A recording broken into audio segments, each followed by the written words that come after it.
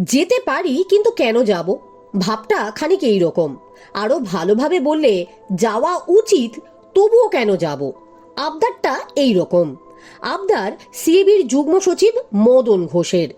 Supreme কোর্টের নির্দেশিত লোধা কমিটির নিয়মকে তোয়াক্কা না করেই সিএবির যুগ্ম সচিব পদে বহাল রয়েছেন মদন ঘোষ। এই 21শে মেই 70 বছর বয়স হয়েছে মদন বাবুর। লোধা কমিটির বহু চর্চিত নিয়ম মেনে এবার পদ ছেড়ে দেওয়ার পালা তাঁর। ঠিক যে নিয়ম মেনে বিসিসিআই সভাপতির পদ থেকে সরে গিয়েছেন রজার বিনি, যে নিয়ম মেনে একসময় এই সিএবির বিভিন্ন পদ থেকেই সরে যেতে হয়েছিল বা কুলিং অফে যেতে হয়েছিল বিশ্বরূপ দে, সুবীর গাঙ্গুলি, সৌরভ গাঙ্গুলিদের। কিন্তু মদন ঘোষ তাও মানবেন না, চেয়ার তিনি ছাড়বেন না। কেন, কোন যুক্তিতে?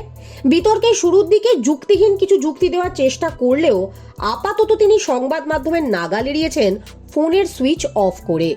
কিন্তু প্রশ্ন, সুপ্রিম কোর্টের নির্দেশে তৈরি আইন এড়াতে পারবেন কি? তার উত্তর অবশ্য সময় দেবে। তবে এই মুহূর্তে বাংলা ক্রিকেটের হেডকোয়ার্টারে সব থেকে আলোচ্য বিষয় হয়ে দাঁড়িয়েছেন এই মদন ঘোষ।